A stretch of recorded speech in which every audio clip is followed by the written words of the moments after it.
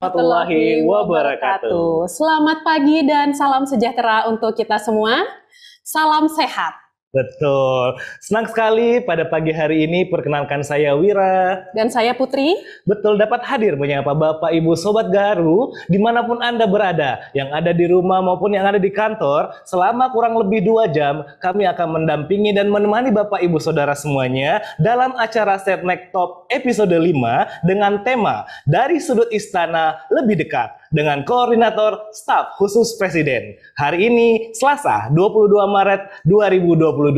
Betul sekali Mas Wira. Dan mungkin masih banyak juga Bapak Ibu Sobat Gaharu nih yang penasaran sebetulnya apa sih itu Setnek Top. Betul. Jadi Setnek Top atau Setnek Top with Outstanding People merupakan salah satu wadah pembelajaran yang dikemas dalam bentuk talk show nih Mas Wira, di mana kita menghadirkan tokoh-tokoh inspiratif dan tentunya dapat memberikan motivasi nih begitu bagi Bapak Ibu Sobat Gaharu di rumah, baik di rumah maupun di kantor. Betul sekali. Bapak Ibu Sobat Gaharu, perlu kita ingatkan kembali bahwa penyelenggaraan kali ini adalah yang kelima. Yang pertama dan yang kedua dilaksanakan pada tahun 2020. Betul yang sekali. ketiga dan keempat di tahun 2021. Dan pertama kali di tahun ini kita laksanakan pada hari ini. Dan perlu juga kami sampaikan kepada Bapak Ibu semuanya bahwa seluruh petugas yang hadir bersama kami pada studio telah melakukan swab antigen dan alhamdulillah hasilnya semuanya negatif. Betul sekali. Iya, baik Mas Wira. Sebelum kita menyapa tamu spesial kita pada pagi hari ini, terlebih dahulu perlu nih kita sampaikan dulu kepada Bapak Ibu Sobat Gaharu di rumah, rule of the game yang harus diperhatikan ya, agar pelaksanaan hari ini bisa berjalan dengan lancar. Apa aja tuh Mas Wira? Baik. Yang pertama mungkin Sobat Gaharu penasaran dengan siapa sih narasumber kita dan ingin bertanya lebih dekat dengan beliau. Kita sampaikan bahwa semuanya boleh melakukan, bisa bertanya melalui fitur Q&A ahaslides.com. Kami ulangi, di ahaslides.com yang akan dibagikan oleh panitia pada kolom chat yang ada di samping nantinya. Dan jangan lupa menuliskan nama dan asal instansi. Contohnya Wira_Setnek. Begitu Putri. Betul sekali. Jadi diperhatikan ya Sobat Gaharu semuanya. Dan tentu saja pertanyaan yang terpilih dan akan kami sampaikan ke narasumber. Tetapi selain itu akan ada juga kesempatan bagi Sobat Gaharu yang beruntung untuk bertanya secara live nih Mas Wira kepada narasumber kita pada pagi hari ini.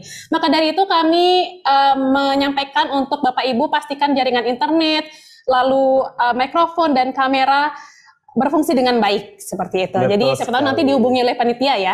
Aduh, nggak sabar ya pastinya ya, betul sekali ya. Dan juga tak lupa kami sampaikan kepada Bapak Ibu yang menanya akan tersedia 5 souvenir menarik dari PPKSN yang akan disiapkan dan tentunya hadiah spektakuler untuk 1 orang pemenang di akhir acara ini. Jadi stay tune, jangan kemana-mana, saksikan kami dari awal sampai akhir. Kelewatan ya. Betul sekali. Dan tidak hanya sampai di situ nih Mas Wira. Ada lagi belum selesai. Panitia penyelenggara juga menyediakan sertifikat elektronik nih. Dan mungkin ini yang ditunggu-tunggu juga ya oleh para Sobat Gaharu. Dan bagi Sobat Gaharu yang setia mengikuti acara akan mendapatkan sertifikat elektronik dengan cara wajib mengisi form evaluasi dan juga presensi. Nanti akan diberikan juga oleh panitia di akhir acara. Memangnya PPKSN-nya baik. Mungkin Bapak Ibu Sobat Gaharu yang ada di rumah maupun yang di kantor nggak sabar nih Putri nih. Siapa sih sebenarnya tamu kita pada pagi hari ini? Saya juga nggak sabar nih Mas Wira. Betul sekali, baik. Kita langsung aja kali ya menyambut siapa narasumber kita nih. Silakan Putri. Baik, betul sekali Mas Wira. Maka dari itu Bapak Ibu Sobat Gaharu, langsung saja kita menyapa narasumber hebat kita pada pagi hari ini, Bapak Anak Agung Gede Ngurah Ari Dwi Payana. Selamat pagi. Selamat pagi, Selamat pagi. Sehat Bapak? Sehat Bapak. Alhamdulillah. Ya, sebelumnya kami mengucapkan terima kasih banyak Bapak atas kesediaannya untuk berkenan hadir gitu ya bersama kami di tengah-tengah acara ini di Setnek Top episode kelima ya. Kita tahu agenda Bapak pasti padat sangat sekali. Padat ya, betul. Ya, baik. Sebelumnya Pak, kami mungkin ingin menyampaikan dulu siapa sih Bapak. Kita panggilnya Gung Ari ya Pak. Boleh. Baik. Siapa sih? Mas Ari boleh, beli Ari boleh. Beli Ari juga boleh. Nanti kita campur-campur Mas Wira panggilnya. Baik, Gung Ari, kita sampaikan sedikit mungkin ya Pak.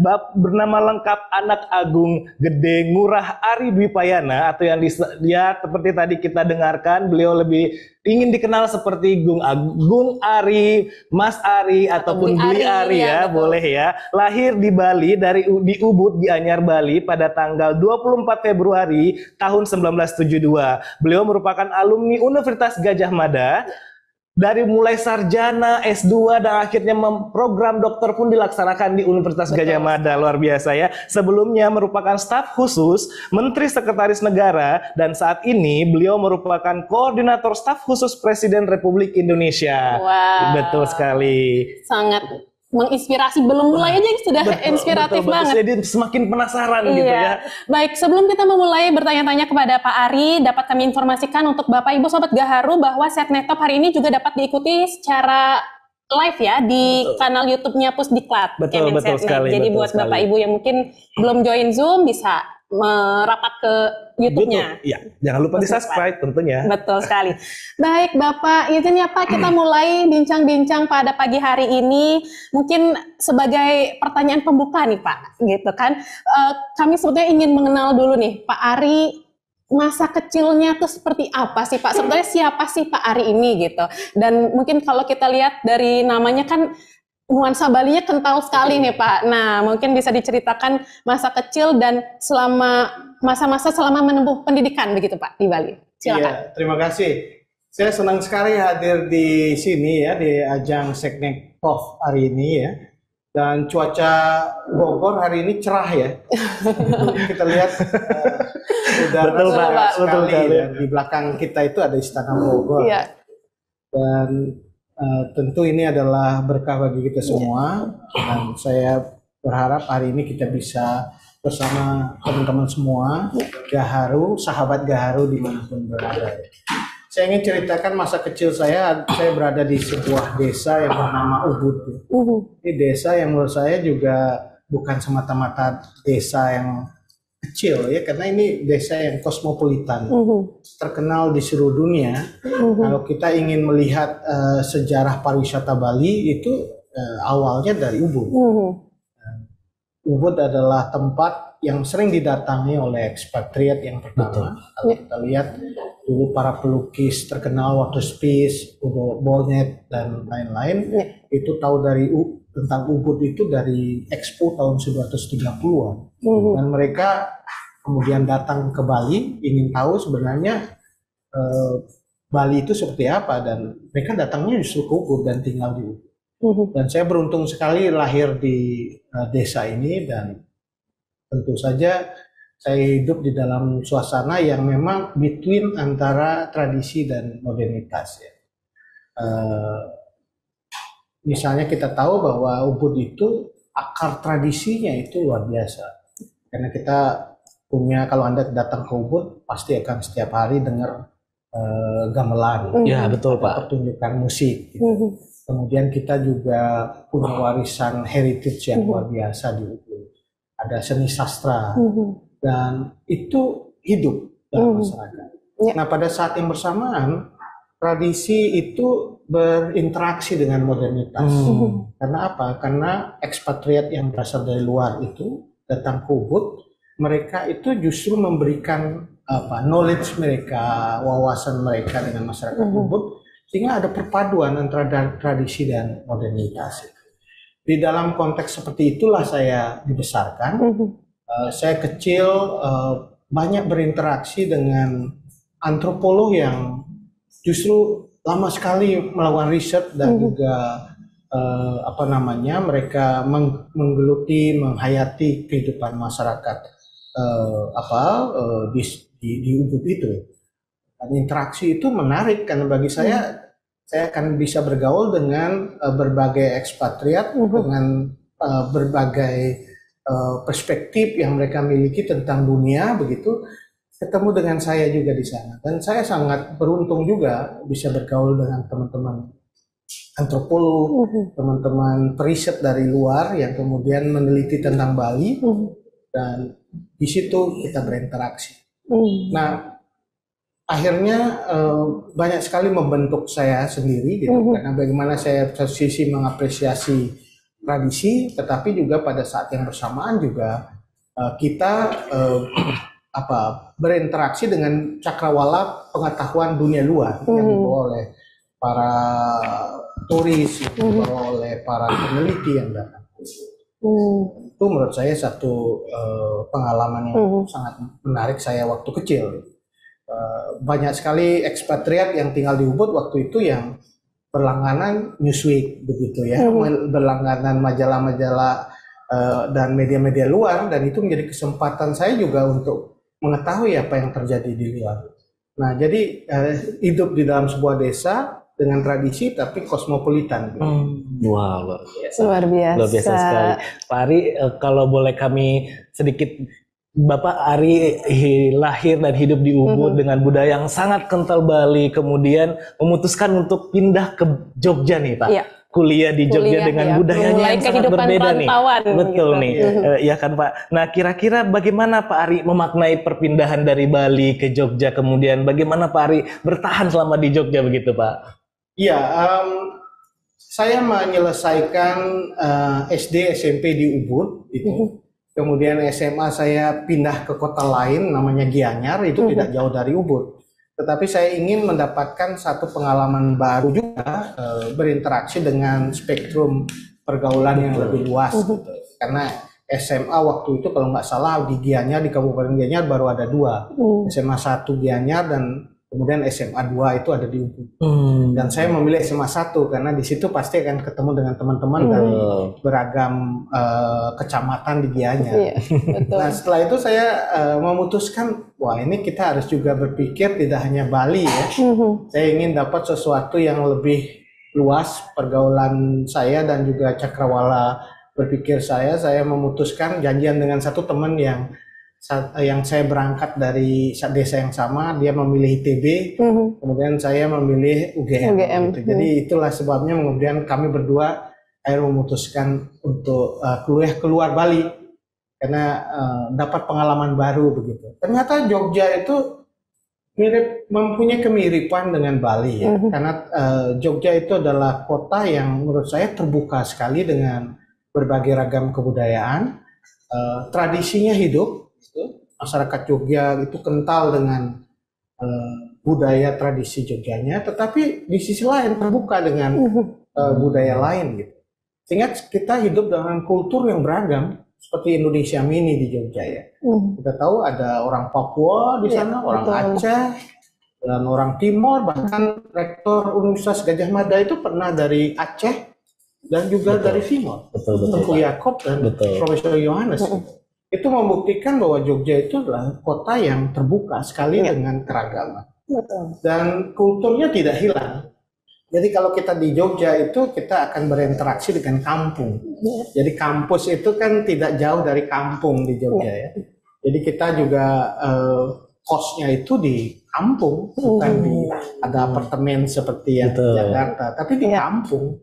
Berinteraksi dengan masyarakat Jogja yang ada di kampung. Jadi itulah sebabnya mengapa kemudian ini memang lebih terbuka kita dengan budaya yang beragam, dan itu pengalaman yang luar biasa bagi kita untuk mendapatkan budaya-budaya yang beragam di Jogja.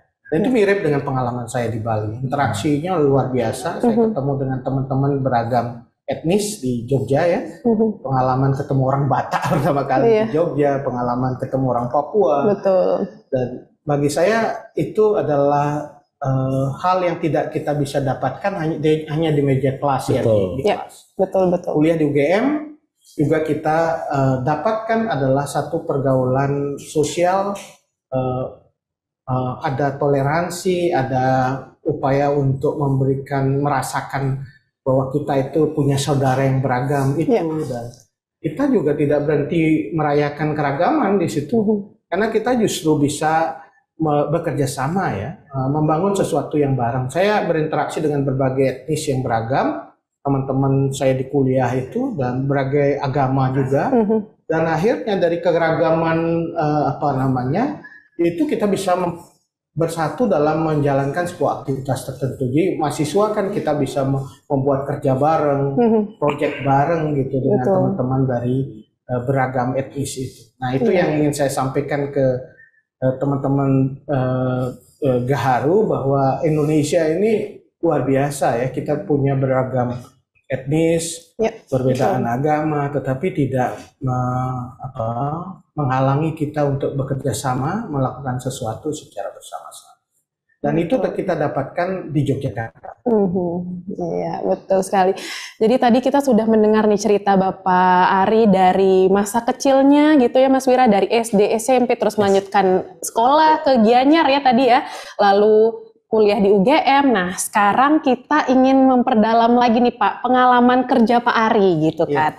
Dari akademisi, kemudian masuk ke birokrasi, bahkan langsung di jantung pusat pemerintahan RI nih di era kepemimpinan Bapak Presiden Joko Widodo. Iya, betul sekali. Seperti mungkin Bapak Ibu, Sobat Garu yang ada di rumah maupun ada di kantor telah mengetahui bahwa pertanggal 1 Desember 2014, Pak Bung Ari ini ditetapkan sebagai staf khusus Mensesnek ya Pak. Kemudian ditunjuk pada tanggal 30 September 2015 sebagai staf khusus Presiden. Nah, ini bagaimana nih awalnya sebenarnya Bapak terjun ke dunia birokrasi begitu Pak? Ya, sebelum saya cerita masuk ke birokrasi, saya ingin cerita dulu apa yang saya lakukan sebelum itu di Jakarta ya. Setelah saya menyelesaikan studi tahun 95 di UGM, ya satu saya diminta oleh profesor saya waktu itu, Profesor Afan Ghaffar, kemudian juga ada Mas Cornelis Lay dan Pak Rizwan Limawan itu untuk bergabung di jurusan politik dan pemerintahan Visipol UGM untuk menjadi asisten waktu itu, asistennya Pak Afan. Kemudian sekaligus juga waktu itu kita juga diminta untuk mulai mengajar gitu. Dan ini pengalaman menurut saya menarik karena satu, kita bisa melihat bahwa tidak ada halangan bagi kita dari etnis Bali gitu, orang dari desa itu kemudian menjadi dosen di UGM. Betul. Gitu.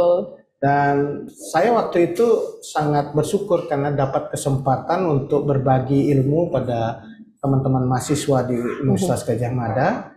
Dan pengalaman saya waktu itu tidak hanya berhenti pada mengajar, karena waktu itu saya juga aktif di lembaga swadaya masyarakat NGO yang bergerak di bidang demokrasi, desentralisasi, dan penguatan masyarakat lokal, sehingga pengalaman saya di NGO dengan mengajar itu saling melengkapi.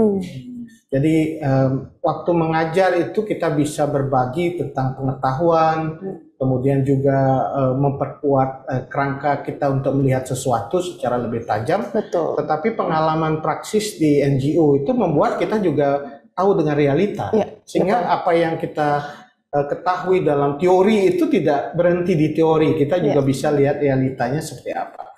Itu yang kemudian pengalaman yang sangat bagus, bridging antara knowledge dengan praksis gitu, sehingga kita bisa berkaya. Nah, pengalaman itu membentuk saya, kemudian saya tidak sekedar bicara soal ngajar, tetapi juga advokasi kebijakan. Jadi memperjuangkan sesuatu untuk menjadi perubahan melalui perubahan kebijakan maupun perubahan masyarakat. Nah, ini membantu saya sebenarnya untuk masuk ke pemerintahan gitu. Karena masuk ke pemerintahan itu kan kita juga punya visi transformasi ya. Tidak semata-mata kita bergabung saja dalam pemerintahan, tapi transformasi apa yang kita ingin bangun di dalam pemerintahan itu. Itu yang menjadi satu hal yang sangat penting menurut saya, yang harus menjadi visi ketika gabung dengan pemerintahan. Dan kemudian visi itu memang menjadi visinya Pak Jokowi, karena beliau pada awalnya melalui Nawacita itu ingin melakukan transformasi bangsa. Dan itu sesuai dengan visi yang saya juga ingin bangun. Dan bergabung ke pemerintahan adalah wujud untuk bagaimana cara mewujudkan visi itu melalui membantu Pak Jokowi. Betul. Awalnya saya ditawari untuk menjadi staf khusus Menteri Sekretaris Negara, itu Pak Prof. Pratikno. Dan saya kira pengalaman saya di kampus dengan berbagai advokasi kebijakan itu sangat bisa membantu Prof. Pratikno, karena waktu itu beliau konsentrasi untuk melakukan satu transisi di Kementerian Sekretariat Negara, dan saya berapa bulan bisa membantu beliau untuk itu. Banyak sekali tugas-tugas yang diberikan Prof. Pratikno untuk saya lakukan di Seknek, terutama untuk mensinergikan di lingkup istana ya. Karena di lingkup istana itu kan ada Sekretariat Negara, di dalamnya juga ada Setwapres, gitu. Betul. Kemudian ada Setkap, Sekretariat Kabinet, ya, yang membantu Bapak Presiden juga, dan kemudian ada KSP, Kantor Staf Kepresidenan. Jadi 3 ini harus kita konsolidasi menjadi satu sinergi yang kuat sehingga bisa membantu Bapak Presiden. Jadi tugas awal saya waktu bergabung di Kementerian Sekretariat Negara menjadi staf khusus Menseknek adalah membantu Pak Priklino untuk mengkonsolidasi ini, termasuk di bidang kehumasan. Karena humas, kita tahu humasnya kan ada Seknek, ada Setskap, ada Setwapres, itu harus kita konsolidasi. Nah, Agustus tahun 2015, berapa bulan setelah saya diangkat, bulan Desember 2014, saya diminta untuk menjadi staf khusus Presiden. Nah, ini menjadi tugas saya yang kedua yang di pemerintahan dan membantu Bapak Presiden untuk merumuskan sebenarnya hal-hal yang terkait dengan substansi ya. Ditugaskan oleh beliau kepada Presiden kepada staf khususnya, termasuk untuk konsolidasi substansi yang akan dibaca oleh Bapak Presiden. Itu yang menjadi tugas pokok saya waktu itu, sehingga ini sesuatu yang menurut saya nggak terlalu berbeda dengan apa yang saya kerjakan di kampus ini, karena kita bisa mengkonsolidasi pemikiran, konsolidasi gagasan, dan kemudian juga menuangkan itu dalam sebuah policy paper, academic paper kalau di kampus, kalau di pemerintahan kita sebut policy papers, dan policy papers itu dibaca oleh satu pemimpin tertinggi kita, yaitu seorang presiden yang kemudian bisa mendapatkan satu informasi dan bahan kajian yang kuat. Tentu ini berasal dari berbagai kementerian yang sudah ada sebelumnya. Jadi tinggal kita konsolidasikan secara lebih kuat untuk menjadi bahan bacaan presiden. Baik Pak Ari. Tadi Bapak juga sempat menyebutkan dari staf khusus Mensesnek nih, terus berganti menjadi staf khusus Presiden Pak. Kalau boleh tahu Pak, apa sih yang penugasan khusus untuk Pak Ari yang mungkin membedakan Pak Ari dengan staf khusus Presiden lainnya gitu Pak? Iya, dari awal saya memang diminta ketika bergabung di staf khusus Presiden itu untuk menyiapkan substansi yang akan digunakan oleh Bapak Presiden. Mulai dari talking point, bicara yang akan digunakan oleh Bapak Presiden, bahan-bahan untuk pidato, bahan-bahan untuk arahan Bapak Presiden kepada menteri dan lain-lain, itu adalah sesuatu yang harus disiapkan. Karena kita tahu bahwa Bapak Presiden Jokowi ini kan intensitas kegiatannya luar biasa.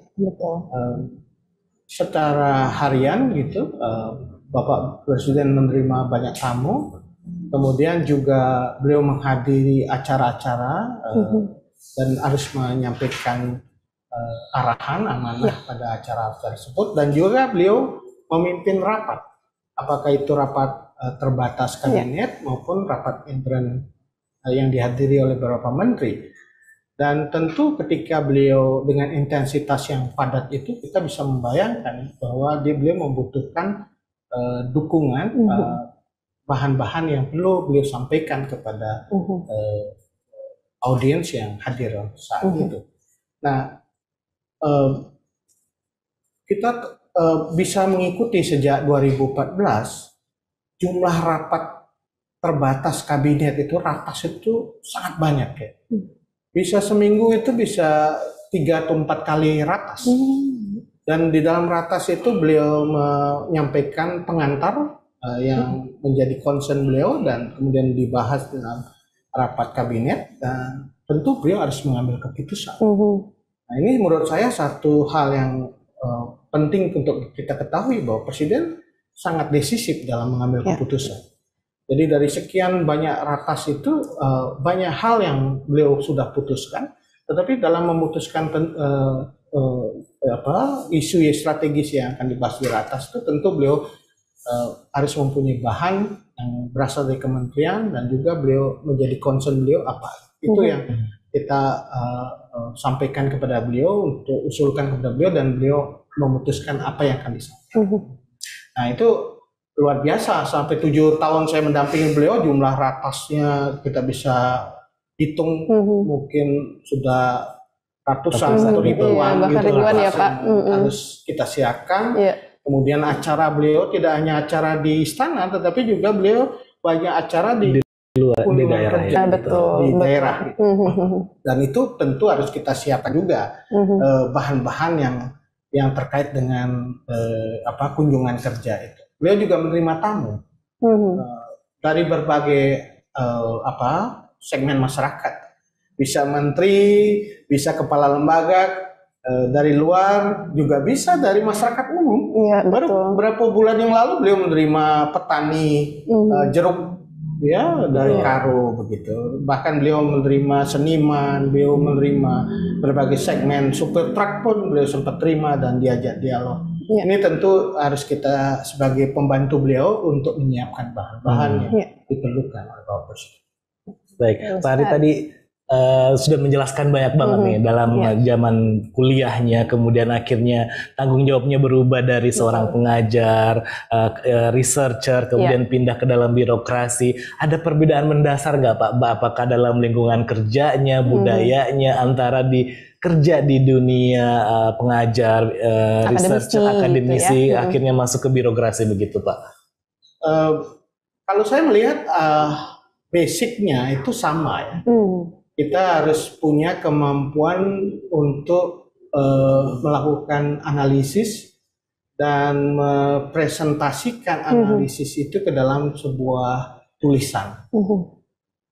Kebetulan saya kan tidak dapat tugas untuk sebagai spokesperson kan, tapi saya harus mampu untuk menuliskan apa yang menjadi analisis itu dalam sebuah kertas yang kemudian nanti bisa disampaikan kepada Pak Presiden. Ini sebuah kerja akademik sebenarnya. Apa yang menjadi kerja akademik itu kurang lebih seperti itu. Kita harus sensitif terhadap isu-isu yang terkait, yang muncul, isu strategis. Makanya kerja kita di staf khusus tidak hanya melakukan analisis, tapi sensitif juga terhadap isu strategis yang muncul dalam masyarakat. Apa yang menjadi kegelisahan, apa yang menjadi aspirasi masyarakat, dan lain-lain itu kita bisa lihat atau bisa monitor gitu. Apalagi sekarang di era artificial intelligence ya. Betul Pak. AI itu kemampuan untuk mengetahui apa yang jadi isu strategis itu sangat mudah. Kalau dulu clipping koran ya, harus penting koran, kemudian baru kita lihat ini isu yang terkait dengan Bapak Presiden apa saja. Tapi sekarang kita sudah berubah karena AI, artificial intelligence itu kita bisa mengetahui apa yang sedang menjadi percakapan yang ada di dalam media mainstream, apa yang menjadi percakapan di media online, apa yang menjadi percakapan di media sosial, itu sangat mudah kita ketahui. Dan tentu dengan kemampuan untuk memonitor apa yang menjadi percakapan di segala publik, itu kita bisa mengetahui apa menjadi concern dari masyarakat, isu-isu strategis yang terkait dengan Bapak Presiden itu seperti apa. Dan kita sebagai pembantu beliau bisa membuat analisis yang lebih tajam, lebih cepat. Bukan hanya tajam tapi cepat. Karena situasi sekarang bergeraknya sangat dinamis. Apa yang terjadi di luar sana itu harus betul-betul oleh istana itu bisa mendapatkan informasi yang cepat. Karena kita tahunya lebih cepat itu dari media sosial. Dari internet. Apalagi sekarang ada istilah citizen journalism ya. Masyarakat mengekspos apa yang menjadi hal. Jalan rusak, kemudian misalnya harga bahan pangan yang meningkat, kemudian hal-hal yang terkait dengan infrastruktur, connectivity, kemudian terkait dengan pelayanan, itu sangat mudah kita dapatkan informasinya di media sosial. Karena kita memonitor itu. Nah, dari sekian banyak itu memang ada banyak hal yang terkait dengan Bapak Presiden dan itu kami tugasnya adalah mencoba menganalisis apa yang terjadi, hambatannya di mana. Kadang-kadang sudah diputuskan di rapat kabinet begitu, tetapi eksekusinya belum terjadi. Jadi itu yang perlu mendapatkan perhatian kita dan mendapat concern Bapak Presiden sehingga eksekusinya bisa lebih cepat. Nah, hal-hal seperti itu yang kita kerjakan sehingga secara akademik dan apa yang kita kerjakan saat ini di pemerintahan itu tidak terlalu jauh, karena membutuhkan tools yang kita sebut analisis. Dan tools yang kita sebut sebagai kemampuan menuliskan itu secara lebih tajam. Baik. Apakah mungkin maksudnya Pak, kami tahu bahwa dinamika di akademisi dengan birokrasi itu nggak terlalu jauh berarti ya Pak ya, dalam hal menganalisa, mencari data, ditambah berarti sosial media itu sangat berpengaruh terhadap analisa untuk karena di akademisi kan harus kita kemampuan untuk riset itu ada. Betul. Di pemerintahan riset juga harus ada. Cuman riset di pemerintahan kan tidak seperti di akademik ya. Iya, betul. Kita bisa lakukan riset cepat gitu terhadap apa yang terjadi, informasi data dikumpulkan secara cepat, itu sama esensinya riset. Sehingga kebijakan itu based on riset. Jadi evidence based policy, atau knowledge based policy. Jadi semua kebijakan itu harus berbasis pada knowledge, berbasis pada evidence, berbasis pada scientific data. Gitu. Nah, dengan itu kita bisa mengambil keputusan secara cepat. Jadi kerja-kerja pemerintahan itu jangan terpisah dengan kerja akademik, harus ada kemampuan untuk membangun knowledge-nya, kemampuan untuk membangun evidence-nya, kemampuan untuk merumuskan apa yang bisa jadi data yang kuat gitu, sehingga nanti policy-nya menjadi sangat tepat. Nah, ini yang saya sebut kerja kita di pemerintahan dan juga di akademik itu tidak terpisah. Akademik itu menjadi basis untuk policy. Nah, policy itu yang dirumuskan, ditentukan oleh Bapak Presiden. Oke, justru akademisi itu menguatkan ya Pak ya, untuk posisi saat ini justru menjadi bekal utama gitu ya Pak ya. Betul. Cuma kalau kita di UGM di akademik itu kan setelah riset ada pendidikan, pengajaran gitu ya. Nah, kita di dalam pemerintahan itu kan mentransformasi riset itu menjadi policy gitu. Iya, betul. Dan policy itu dampaknya itu juga berkaitan dengan masyarakat, dan itu menurut saya sesuatu yang juga kita kerjakan. Kalau di akademik itu kita sebut sebagai advocacy. Advocacy gimana caranya supaya hasil riset itu bisa menjadi kebijakan melalui kerja advocacy kebijakan. Maka di dalam pemerintahan kita riset yang sudah dilakukan itu justru bisa direkomendasikan pada policy makers atau decision makers untuk membuat keputusan yang sesuai dengan apa yang kita lakukan. Itu yang menurut saya rutenya aja yang berbeda, tetapi esensinya sangat dekat begitu. Baik, luar biasa sekali. Iya, luar biasa sekali. 4 SKS penuh loh hari ini. Terima kasih loh Pak. Banyak sekali informasi menarik, pengalaman menarik ya Mas ya. Baik, Pak Ari, pada periode kepemimpinan Bapak Joko Widodo saat ini, Pak Ari kemudian ditunjuk menjadi koordinator staf khusus Presiden ya Pak ya. Setidaknya mungkin sekarang ada 11 ya Pak ya, 11 staf khusus yang berada di bawah koordinasi Bapak sampai yang milenial juga ya Pak. Nah, mungkin bisa Pak Ari jelaskan apa sih Pak sebetulnya yang menjadi pertimbangan dalam mengangkat dan menugaskan seorang staf khusus begitu Pak? Apakah bagaimana juga Bapak memastikan tidak ada duplikasi tugas dan fungsi begitu Pak? Iya, jadi Bapak Presiden ketika beliau mengangkat staf khusus, beliau mempunyai pertimbangan tersendiri, karena beliau tentu dalam menjalankan tugas-tugas pemerintahan itu beliau ingin mendapatkan bantuan bagi upaya untuk menjalankan day-to-day administration beliau kan, sehari-hari gitu. Beliau tentu sudah mempunyai staf yang lain ya, apalagi kita tahu ada kementerian lembaga, kemudian ada Seknek, Setkap, kemudian ada KSP yang juga sebagian adalah berdasarkan merit system ya. Berdasarkan keahlian juga, tetapi juga beliau punya yang sifatnya appointee ya, political appointee yang apakah itu menteri, apakah itu staf khusus yang memang beliau percaya untuk memberi bantuan kepada beliau, mendampingi beliau, memberi dukungan kepada beliau baik bersifat substantif maupun hal penugasan yang lain. Esensinya staf khusus itu adalah menjalankan tugas-tugas yang ditugaskan oleh Bapak Presiden. apa yang menjadi tugas yang diberikan itu jadi tugas staf khusus. Dan saya kira tidak berduplikasi ya, karena kementerian lembaga itu kan punya tupoksi sendiri dan punya hal-hal yang harus dikerjakan sendiri berdasarkan sistem yang sudah kita bangun sebelumnya. Begitu juga di lingkungan istana juga ada sekretariat negara, setkap. Nah, hal-hal lain yang terkait dengan pemerintahan yang perlu mendapatkan atensi presiden itu yang ditugaskan kepada staf khusus. Nah, dalam periode kedua ini beliau secara khusus membagi 3 ya, satu yang terkait dengan aspek-aspek spokesperson ya, juru bicara gitu yang kaitan dengan ekonomi. Kita tahu ada Pak Arief Budimanta, kaitan dengan hukum ada Budini, kemudian dulu ada Bung Fajrul Rahman gitu. Nah, itu adalah yang itu tugas khususnya memang terkait dengan bidangnya. Misalnya Budini adalah bidang hukum, Pak Arief Budimanta bidang ekonomi. Mereka juga melakukan banyak hal yang terkait dengan bidang itu dan memberikan rekomendasi kepada Presiden terkait dengan apa yang perlu menjadi concern Bapak Presiden.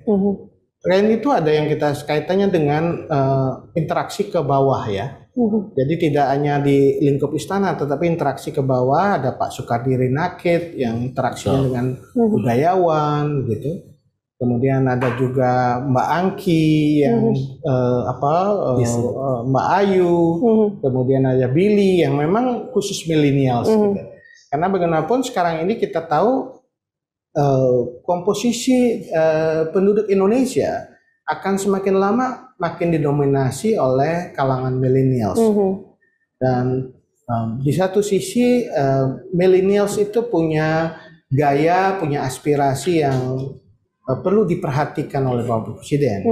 Dan itu tentu akan bisa dapat informasi mengenai apa yang menjadi aspirasi millennials itu dari staf khusus millennials. Selain itu juga Bapak Presiden ingin mengkomunikasikan sesuatu kepada millennials juga bisa melalui staf khusus millennials. Nah, saya kira ini beberapa hal yang menjadi tekanan Bapak Presiden dalam periode kedua pemerintahannya secara spesifik mengangkat staf khusus millennials gitu. Dan selain yang sudah berjalan sebelumnya di periode pertama. Saya dan Pak Kardi sudah ikut dari periode pertama, Pak Dias Hendro Priyono juga sudah dari periode pertama, Pak Anggit Nugroho yang Vice Presiden juga dari periode pertama. Kita dapat tambahan dari Pak Arief Budimanta dan Mbak Dini Purwono, sehingga timnya menjadi semakin kuat di dalam membantu tugas-tugas Bapak Presiden. Baik, ini menarik Pak Gung Ari, bahwa staf khusus itu terdiri dari 2 jenjang usia, senior kemudian millennials, dan Gung Ari sebagai koordinator, boleh dikatakan manajernya mungkin atau mungkin pemimpinnya, panglimanya dari staf khusus Presiden ini. Ada suka dukanya nggak Pak? Baik personalnya pun dalam hal pekerjaan, suka duka yang mungkin ada yang curhat mungkin ke Bapak, bagaimana begitu Pak? Kalau dari sisi usia mungkin yang paling tua ya Pak Kardi ya, kami sebut kakak tertua. Oh baik, kakak tertua. Beliau adalah staf khusus yang paling senior di awal pemerintahan Pak Jokowi sudah bersama kita gitu. Dan yang paling muda kan staf khusus millennials gitu.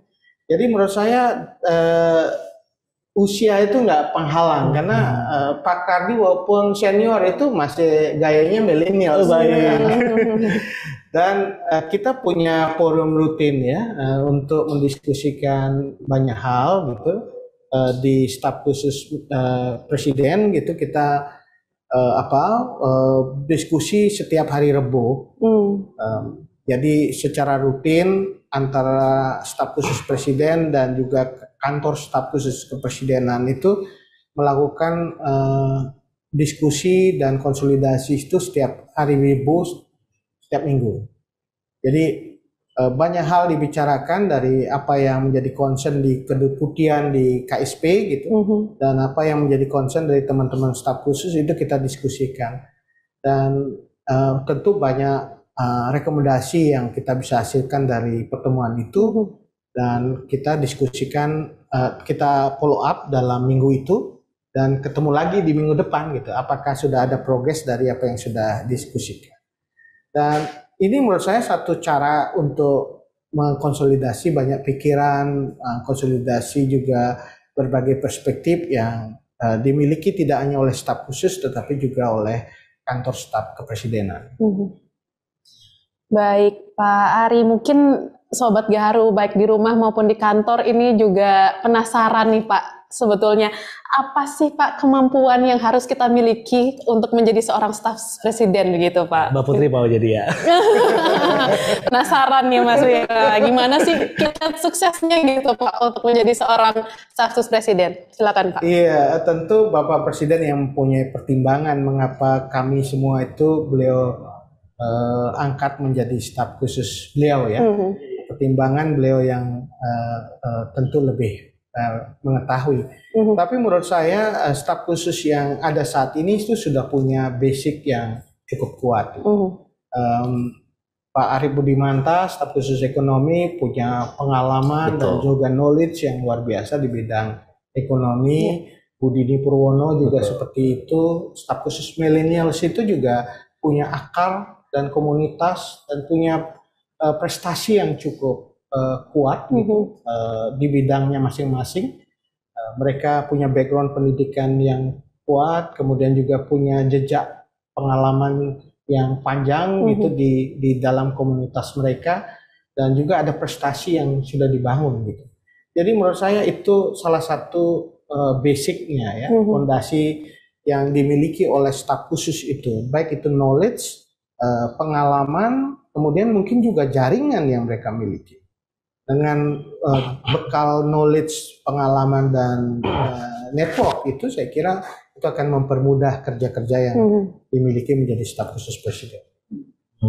Baik, sebelumnya gini Pak, kita sudah dijelaskan mengenai staf khusus presiden. Saya ingin tertarik dalam hal bagaimana Pak Ari sebagai penulis nih, sebagai penulis dalam hal ini dalam menyusun pidato Bapak Presiden Jokowi, ada nggak sih Pak aturan-aturan atau pakem-pakem tertentu yang harus Bapak apakah Pak Jokowi atau Bapak yang aplikasikan ke dalam penulisan itu, dan tim Bapak mungkin ada yang harus begini, harus begini, kemudian kita seperti yang kita tahu bahwa kan pasti itu harus akurat, bernas, kemudian mudah dimengerti, baik bukan cuma oleh kalangan akademisi maupun masyarakat umum dan masyarakat birokrasi. Bagaimana Pak ini Pak?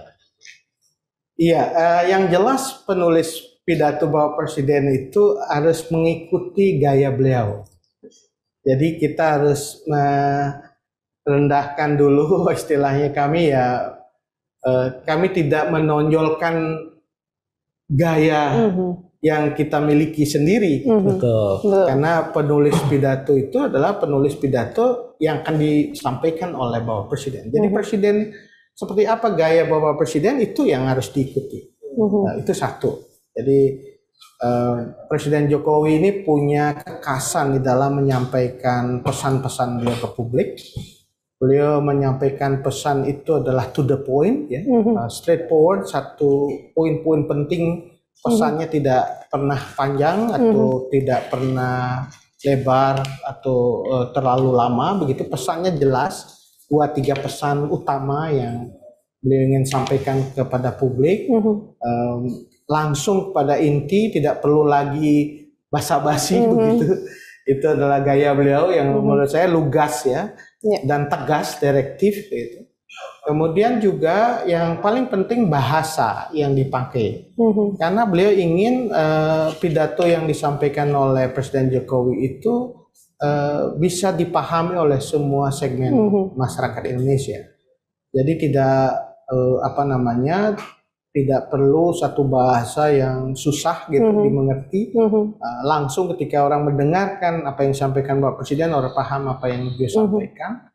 Dan kemudian juga bukan hanya dari sisi bahasa yang sangat menentukan, karena audiensnya juga beragam, tetapi juga beliau tidak ingin juga berpanjang-panjang. Pidato beliau itu kan sangat pendek ya dari sisi waktu. Bahkan pidato kenegaraan pun beliau, pidato beliau sekitar ya 30 menit, tidak lebih dari itu. di dalam pidato-pidato acara pun beliau tidak berpanjang-panjang gitu. Kalau pidato presiden aja sudah sangat pendek, pidato menteri justru pendek. Jadi bisa saja maksimal menterinya 7 menit gitu ya, menyampaikan apa yang beliau. Dan ini menurut saya satu budaya baru di kalangan pembantu-pembantu beliau ya, para menteri itu tidak perlu lagi menyampaikan panjang lebar sebelum pidato presiden. Laporan menteri-menteri itu pendek-pendek, 7 menit maksimal. Gitu. Dan setelah itu Bapak Presiden menyampaikan arahan juga sangat tegas, sangat jelas, dan waktunya juga tidak panjang. Menurut saya itu cara berkomunikasi yang jauh lebih efektif ya, karena audiens atau pendengar dengan segmen yang beragam itu bisa memahami, tidak bosen, apalagi sekarang orang lihat kecenderungan menonton sesuatu itu kan pendek ya. Coba Anda di millennials ya, kalau mengikuti sesuatu itu kan yang pendek-pendek, kalimatnya pendek, tayangannya pendek ya. Apalagi sekarang musim TikTok ya. Kalau kita lihat di IG story itu 1 menit gitu kan. Nah, tapi di dalam cara berpikir 1 menit itu justru susah. Iya, betul. Bagaimana membuat sesuatu yang pendek, yang waktu singkat, tetapi padat, berisi. Itu tantangan bagi kita yang menjadi pembuat pidato itu. Ya. Jadi bagaimana membuat pesan yang jelas, dipahami publik, tetapi tidak berpanjang-panjang. Nah ini tantangan bagi semua pembuat pidato presiden. Jadi bagi kementerian yang menyampaikan naskah ke presiden pun aturannya begitu. Bahkan kalau baca bahan bacaan kepada presiden nggak usah panjang-panjang, slide presentasi ya 1 aja atau 1-2 slide gitu. Nggak sampai 20-30 slide ya. Dulu kalau kita lihat gaya slide presentasi dari menteri-menteri kan bisa saja slide-nya sampai 30-an gitu. Betul. Jadi bisa bayangkan 30 slide harus disampaikan dalam rapat itu kan menghabiskan waktu. Mereka sekarang dengan budaya baru yang dibangun oleh Bapak Presiden, slide itu cukup 1-2 slide gitu. Tapi isinya sangat padat dan juga menjadi concern bersama. Yang sudah dibahas tidak perlu lagi dibahas. Nah itu saya kira satu gaya kepemimpinan baru dalam rapat maupun dalam komunikasi yang saya lihat juga. Dan para menteri juga terbiasa dengan gaya itu. Presentasinya nggak berlama-lama di dalam rapat kabinet itu. Ya, cukup presentasi 1 slide dipahami, nah itu pindah ke menteri lain sehingga kita bisa mendapatkan keputusan yang cepat. Iya betul Pak, dan itu juga merupakan salah satu cara berkomunikasi pemerintah kepada masyarakat umum ya Pak, untuk memudahkan masyarakat menerima informasi begitu ya. Karena kalau presiden misalnya beliau kunjungan kerja ke daerah dan beliau melakukan komunikasi kepada masyarakat, kan beliau sering berdialog dengan masyarakat berbagai segmen ya, apakah itu petani, apakah itu pekerja, apakah itu pedagang. Interaksi beliau dengan masyarakat itu tanpa jarak ya. Jadi salah satu yang menurut saya jadi perhatian saya dalam 7 tahun terakhir di pemerintahan itu, saya melihat desakralisasi kekuasaan ya. Orang ketika bertemu presiden itu tidak ada jarak gitu. Secara lugas dia menyampaikan aspirasi, berkomunikasi itu tanpa ada rasa takut. Bahkan ada yang pakai selfie juga, Pak selfie dulu Pak gitu. Jadi itu menunjukkan bahwa komunikasi yang dibangun itu karakternya informality sangat kuat, tetapi kedekatan dengan rakyat itu terbangun. Dan presiden menyampaikan itu secara sederhana yang menjadi bagian dari concern masyarakat. Bahkan kalau kita lihat ya biasanya ditambahi dulu dengan pembagian sepeda ya. Jadi presiden menyampaikan kuis ya. Kuisnya juga menarik gitu Pak Presiden. Saya melihat 7 tahun terakhir ini di pemerintahan, presiden mengingatkan kembali. Kan kelihatan repetisi ya, pengulangan. Tetapi menurut saya penting ya. Presiden mengingatkan sesuatu yang esensial. Apa yang esensial? Pancasila. Beliau kuisnya ke masyarakat tuh nggak sulit-sulit. Pancasila. Nah itu satu. Kedua, ingat nggak pulau-pulau di Indonesia? Nah supaya orang tahu bahwa kita negara yang besar dengan pulau yang beragam, budaya, bahasa, dan kemudian bahkan ikan. keragaman sumber daya alam yang kita miliki. Jadi orang di masyarakat bawah itu diajak untuk mengingat kembali kekuatan yang kita miliki itu Pancasila, dan juga mengingat kembali kekayaan yang kita miliki sebagai bangsa itu modal budaya kita yang beragam, Bhinneka Tunggal Ika. Dan itu kalau bisa jawab dapat sepeda, dan sepeda itu jadi sesuatu yang menarik itu karena semua orang kemudian menginginkan dapat sepeda presiden gitu. Dan ciri khas juga ya, jadi Pak. Khas, Iya, gitu. betul. Dan itu sudah setahun ini, 2 tahun ini nggak bisa muter lagi soal sepeda. Tapi menurut saya itu satu ikon yang menarik karena sepeda beliau tambahkan Indonesia Maju. Supaya orang ingat juga ketika naik sepeda itu kan sedang bergerak gitu, mengayuh menuju kemana? Indonesia Maju. Baik, luar biasa Bapak. Tadi Bapak sudah bercerita banyak sekali mengenai pengalaman-pengalaman selama 7 tahun terakhir ini ya Pak. Kalau boleh tahu Pak, ada nggak sih pengalaman unik atau pengalaman menarik yang sampai sekarang Bapak nggak bisa lupa selama membantu Presiden Joko Widodo? Iya, yang pertama ya harus puasa kalau presiden puasa gitu ya. Kalau beliau kunjungan kerja ke daerah gitu ya, beliau kan puasa Senin Kamis. Betul. Biasanya kalau itu ya pembantu beliau kan juga ikut puasa walaupun beliau tidak mengharuskan begitu ya. Betul. Tapi kadang-kadang juga karena kita tahu beliau kan puasa, kita siapkan dulu ya.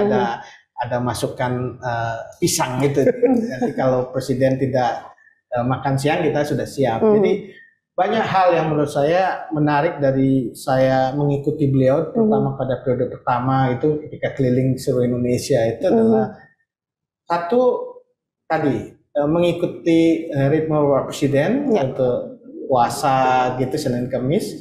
Yang kedua beliau titiknya cepat sekali. Wira kan mungkin di protokol saya tahu ya. Jadi satu hari itu berapa titik? Betul. Jadi kalau satu tempat kemudian berpindah lagi, jadi dengan kecepatan yang harus kita ikuti. Ya, betul. Jadi beliau kan cepat sekali, jalan cepat, kemudian selesai acara kita harus cepat mendahului. Kalau nggak ketinggalan rombongan gitu ya.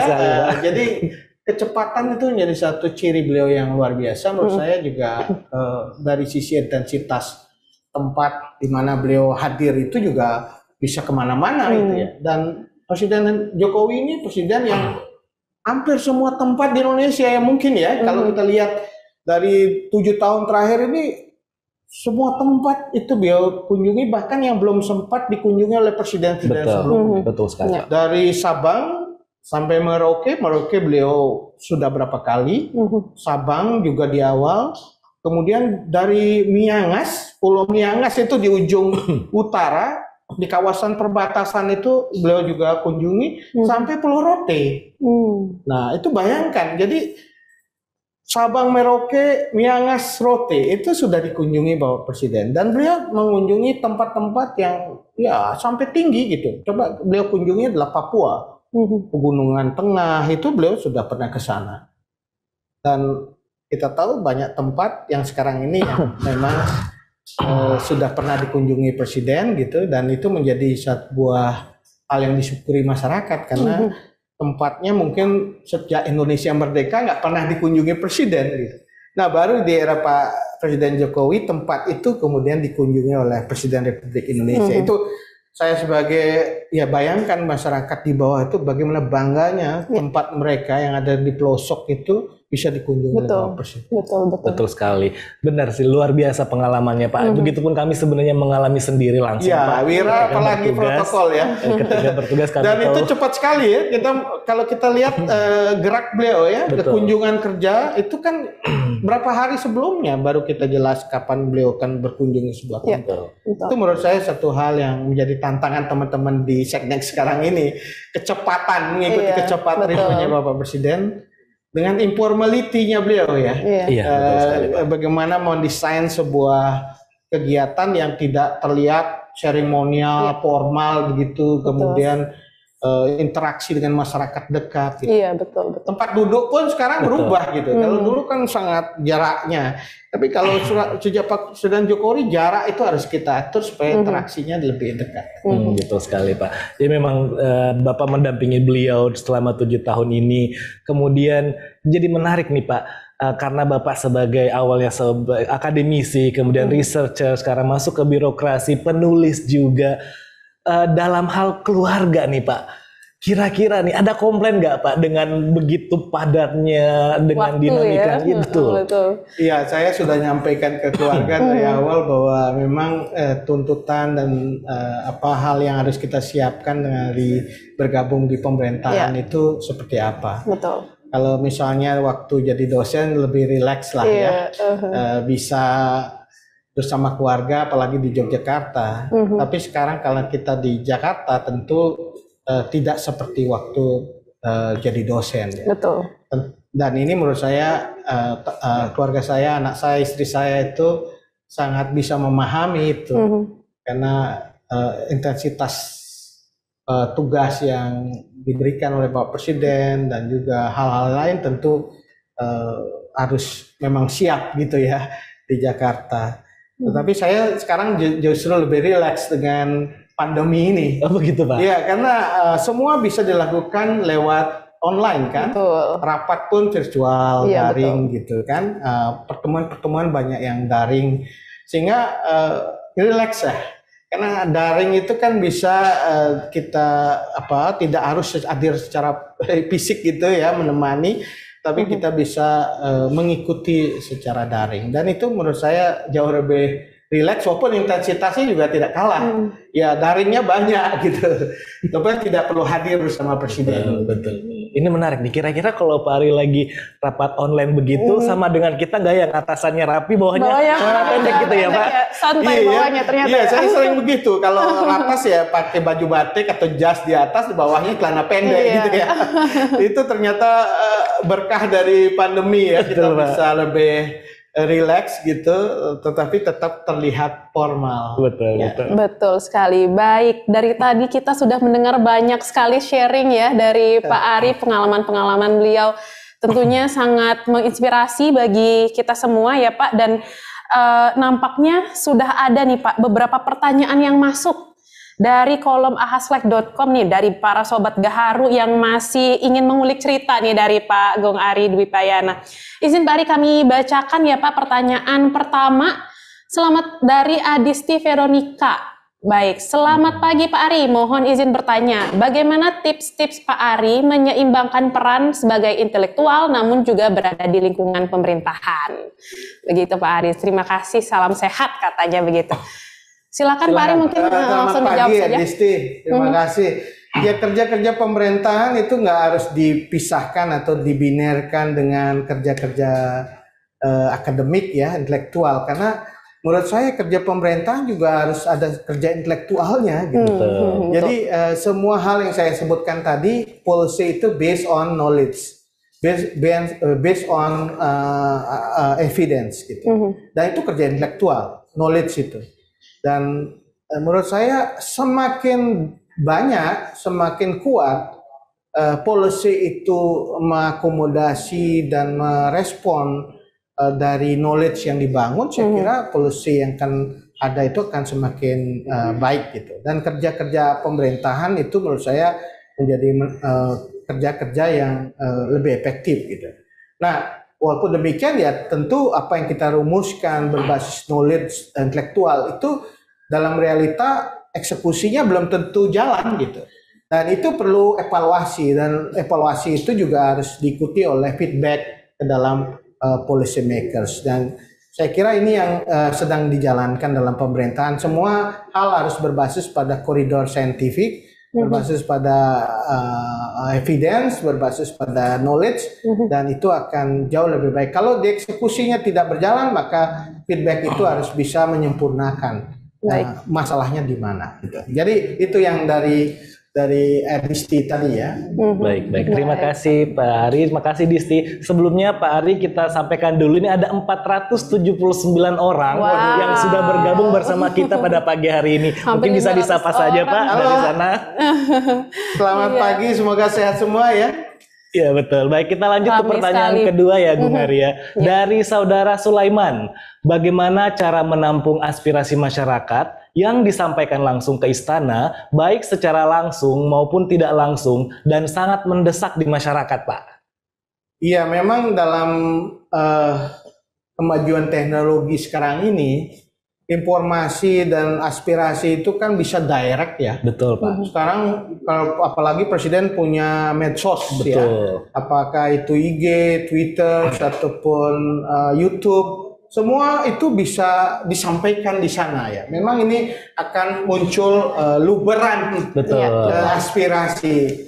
Nah, dari luberan itu tentu kita bisa tentukan mana yang menjadi prioritas, karena ini pemerintahan juga ada layering-nya, ada levelnya. Masalah-masalah yang di lingkup desa, di lingkup kelurahan itu harusnya bisa diselesaikan di lingkupnya. Di kabupaten ada bupati, ada DPRD, itu harus juga bekerja. Kemudian di provinsi ada gubernur, ada DPRD provinsi, di pusat ada menteri gitu. Jadi jangan sampai ini semua yang aspirasi itu masuknya kemudian meluber ke presiden gitu. Padahal ada layer ini. Nah, kalaupun masuk ke presiden, karena itu konsekuensi dari sistem kemajuan teknologi, semua informasi ini kemudian disampaikan juga. Yang menjadi kewenangan provinsi diberikan kepada provinsi untuk menyelesaikan. Kalau provinsi nggak bisa, baru ke menteri. Kalau menteri nggak bisa, presiden. Jadi ada layering pemerintahan. Tentu ada hal-hal yang direspon secara langsung oleh Bapak Presiden, karena itu menjadi concern beliau juga bisa langsung. Jadi justru itu bagusnya untuk monitoring evaluasi ya. Top of eksekutif ya, Presiden Republik Indonesia bisa menerima langsung informasi dari rakyat. Sehingga sistem berjenjang pemerintahan dari bawah ke atas itu dapat juga informasi pembandingnya gitu. Loh, ini yang disampaikan ke saya begini, kata Presiden. Oh, laporan menteri bagaimana? Jadi ini bisa menjadi salah satu cara untuk melakukan monitoring evaluasi oleh Presiden. Itu melihat dari sosial media yang sudah ada. Nah, ini harus diselesaikan. Yang penting kan aspirasi itu diselesaikan. Direspon oleh birokrasi. Oleh karena itu Presiden mindset yang beliau ingin bangun di dalam ASN ini adalah mindset melayani gitu. Betul. Kan sudah ada core values yang dibangun di dalam ASN ya, yang termasuk juga sudah dibangun di dalam BUMN. Yang paling penting itu melayani, responsif gitu. Kalau ada masalah jangan tunggu masalah itu besar, selesaikan gitu. Nah, itu yang menjadi ciri khas dari Bapak Presiden. Jangan sampai semua ke beliau, tetapi harus diselesaikan oleh level-level pemerintahan yang sudah ada. Baik, terima kasih banyak sekali lagi Pak Ari atas jawabannya, dan terima kasih juga ya kepada dua penanya tadi yang sudah bertanya. Nanti kita akan kembali lagi. Betul, jadi jangan khawatir ya. Kita akan masih membacakan pertanyaan selanjutnya, tapi kita mungkin akan ngobrol kembali dengan Gung Ari nih. Gung Ari sudah mendampingi Presiden Jokowi selama 7 tahun, mengikuti rapat-rapat terbatas, kemudian penugasan ke daerah. Nah, Bapak mungkin sudah pernah melihat, dan kira-kira bagaimana Pak Gung Ari melihat perkembangan tata kelola birokrasi baik di tingkat pemerintah pusat maupun di daerah saat ini, Pak? Iya, satu hal yang penting yang dibangun dalam leadership Presiden Jokowi adalah kecepatan ya. Kecepatan itu adalah ciri khas beliau. Jadi satu hal yang menarik adalah bagaimana merespon sesuatu itu secara cepat, diputuskan secara cepat, kemudian dieksekusi juga bisa lebih cepat. Nah, ini hal yang pertama. Yang kedua, saya kira hal yang penting untuk kita lihat dari gaya kepemimpinan Pak Presiden Jokowi adalah beliau ingin mempermudah segala sesuatu itu. Karena kita tahu persoalan yang dihadapi oleh masyarakat cukup kompleks. Mereka mengadukan itu kepada birokrasi, pada pemerintah. Pemerintah harus hadir untuk menyelesaikan itu. Oleh karena itu tidak perlu berlama-lama gitu. Artinya jangan sampai orientasi birokrasi itu terjebak oleh prosedur. Setuju Pak. Prosedur. Beliau sering menyampaikan jangan bekerja secara rutin, secara rutinitas, business as usual. Jadi karena problem kita sekarang ini berhadapan dengan masyarakat yang dinamis, negara harus meresponnya secara cepat dan juga dengan cara-cara yang tidak biasa gitu. Misalnya dengan mempermudah. Beliau sering mengatakan kita harus men-shortcut, melakukan smart shortcut gitu. Membuat satu terobosan breakthrough terhadap proses yang berlama-lama. Itu yang ditekankan oleh Presiden adalah menggeser dari apa yang kita sebut sebagai prosedur yang bertele-tele menjadi smart shortcut. Dipermudahlah masyarakat melakukan sesuatu, jangan dipersulit gitu. Karena itu mindset melayani menjadi hal penting. Nah yang ketiga orientasinya harus outcome gitu. Outcome itu artinya jangan hanya berhenti hanya atau bangga bahwa sesuatu itu sudah dibuat kebijakannya. Kan seringkali output dari sebuah respon terhadap masyarakat adalah kebijakan. Padahal kebijakan itu harus tereksekusi kan, harus deliver. Jadi tidak sekedar sending, istilah beliau sending itu ya kita merasa tugas kita sudah selesai kalau sudah sending, sudah mengeluarkan kebijakan. Padahal kebijakan yang baik itu yang deliver, yang bisa dirasakan manfaatnya. Sehingga ukuran dari sebuah kerja itu bukan sekedar sendingnya, tetapi delivernya. Sejauh mana itu betul-betul outcome-nya dirasakan oleh masyarakat.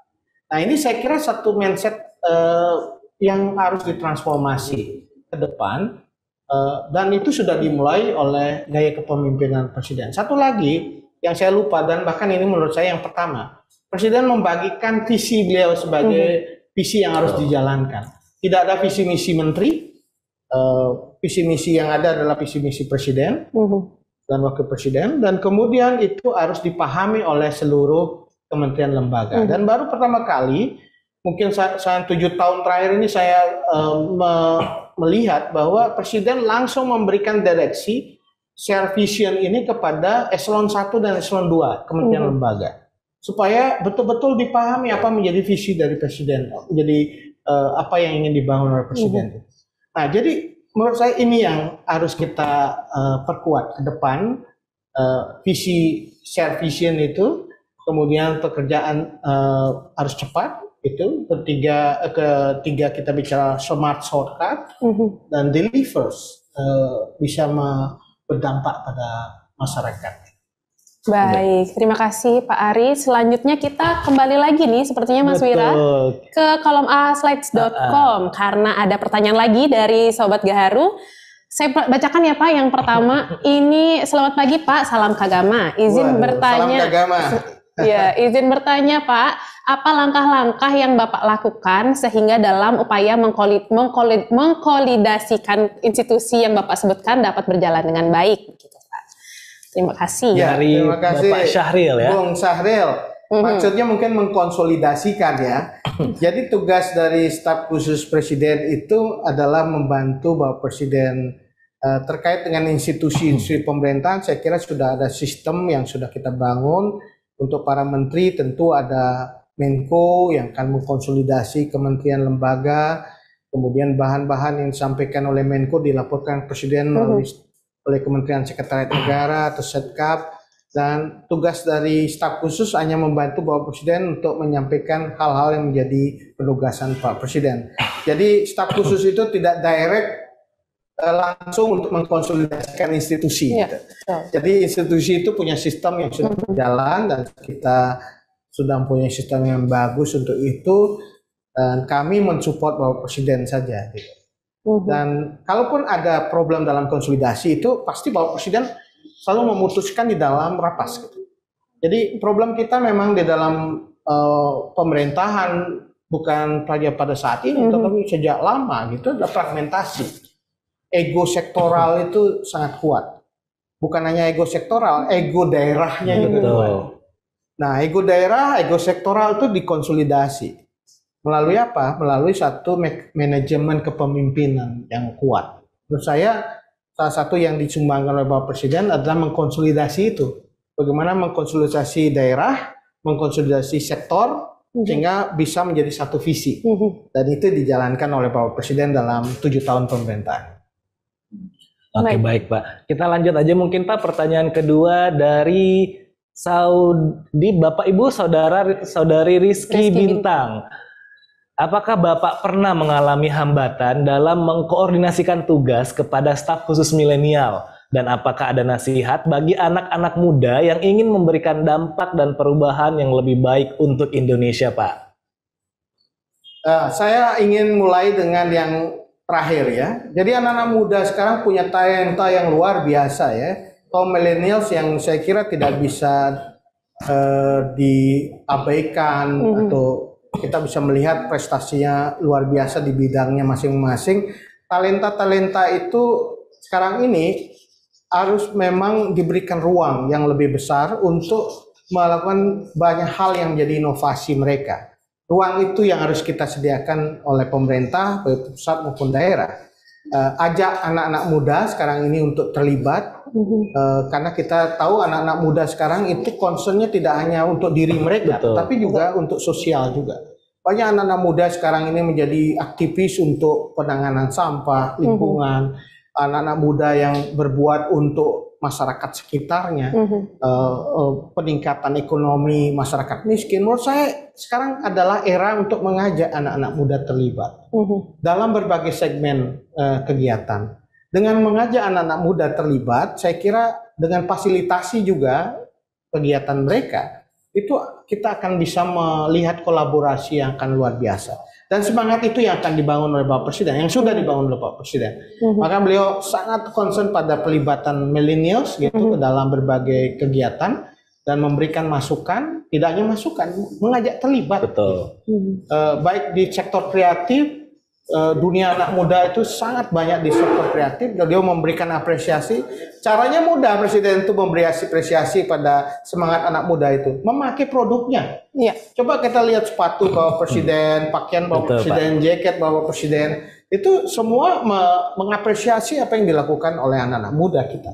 Dan itu luar biasa. Dan kalau Presiden Republik Indonesia memakai itu bayangkan sekian ribu jutaan orang bahkan seluruh dunia akan melihat. Nah, itu menurut saya satu model atau cara yang dilakukan oleh Bapak Presiden untuk mempromosikan anak muda. Dan saya kira tidak ada hambatan dari saya maupun teman-teman milenials untuk saling berkomunikasi, berdiskusi soal ini.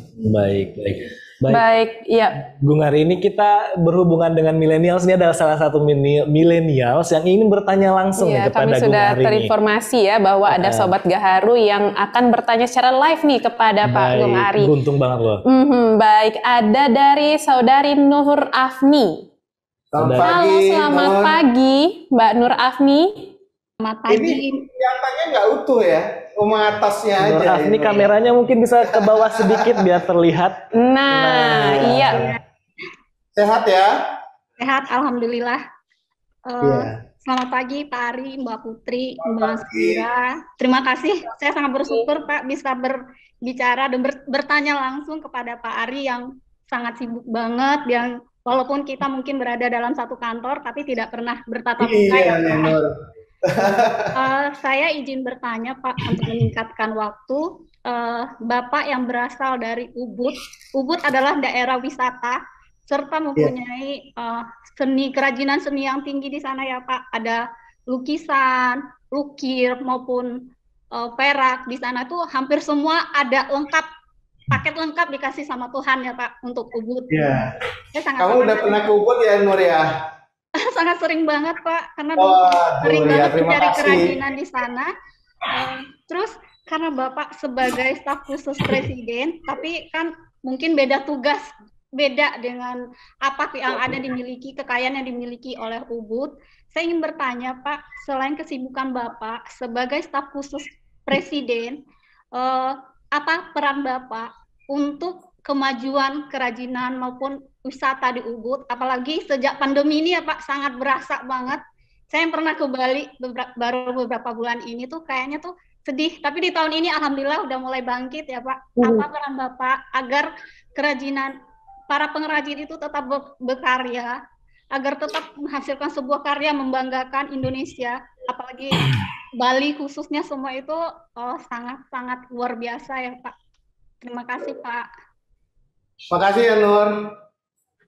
Ya, kita memang prihatin dengan kondisi di Bali ya, karena dalam 2 tahun terakhir ini Bali menghadapi hantaman yang luar biasa. Kalau kita lihat dari sisi pertumbuhan ekonomi, Bali adalah provinsi yang pertumbuhan ekonominya paling bawah ya, minus ya, karena memang Bali sangat tergantung pada pariwisata ya. Dan ketika terjadi hambatan, terjadi dampak yang luar biasa dari mobilitas wisatawan, maka Bali tentu akhirnya terdampak yang paling dalam, kontraksi ekonominya paling dalam 2 tahun terakhir ini. Dan ini memang perlu menjadi momen bagi Bali untuk melakukan semacam apa, saya sebut sih, orang Bali sebut mulat sarira ya, untuk mengevaluasi 2 tahun ini, pandemi ini bisa jadi bukan hanya sebagai tantangan atau ujian, tapi juga peluang. Jadi ada hal-hal yang selama ini kita nggak sadari sebagai dampak dari pariwisata ini, ternyata ketergantungan itu memukul Bali. Dan ini kesempatan Bali untuk berpikir diversifikasi ekonomi ya. Pertama, jadi ada sektor-sektor yang sebenarnya di tengah dampak pandemi ini justru bisa hidup, yaitu sektor pertanian dan mungkin juga ekspor, industri kerajinan itu bisa lebih survive. Sehingga ke depan harus kita bangun sistem ekonomi yang bisa tidak tunggal ya, monoculture. Tidak hanya pariwisata tapi juga pertanian harus dibangkitkan kembali, tentu dengan agribisnis yang berdampak pada petani yang lebih baik. Kemudian sektor industri kerajinan. Ini 2 hal yang perlu kita pikirkan, termasuk ekonomi kreatif yang bisa kita lakukan pada masa pandemi ini. Dan saya melihat semangat dari para industri kecil ini, terutama industri kreatif ini tidak pernah padam ya. Mereka tetap berupaya untuk tetap kreatif itu. Tentu ada stimulus yang juga restrukturisasi yang dilakukan oleh pemerintah untuk membantu mereka. Tapi saya berharap setelah pandemi ini, Bali sudah punya satu strategi baru supaya ekonomi Bali itu jauh lebih kuat dibandingkan sebelumnya. Karena kita tahu pandemi ini memberi ujian ya. Kalau lolos ujian ini kita akan belajar sesuatu yang baru. Pertanian Bali sekarang kini harus kita betul perkuat. Di Bali ada subak yang harus kita revitalisasi, tata kelola airnya, teknologi harus masuk. Bahkan sekarang muncul anak-anak muda yang sudah tertarik pada pertanian, kita sebut sebagai menjadi petani muda keren gitu ya. Nah, jadi menjadi petani itu ternyata keren karena kita berhadapan dengan deregenerasi petani ya. Menjadi petani itu ternyata nggak banyak lagi anak muda di seluruh Indonesia. Sehingga milenial masuk pertanian itu harus kita dorong. Ya. Yang kedua, kita juga dorong apa yang disebut dengan revitalisasi di industri kerajinan, termasuk tadi bagaimana itu bisa kualitasnya makin baik, dan juga yang disampaikan Bapak Presiden bisa naik kelas karena kita harus memanfaatkan e-commerce sekarang supaya bisa terintegrasi dengan platform nasional maupun global. Nah, Presiden kan mendorong bangga untuk menggunakan produk Indonesia. Ini momen yang baik sebenarnya bagi kita untuk mempergunakan produk-produk ini. Kita banyak sekali kita punya kerajinan, ini salah satu dari Lombok yang saya pakai ya. Bajunya ini saya kira dari khas Bali ya. Kita tahu endek Bali itu ada.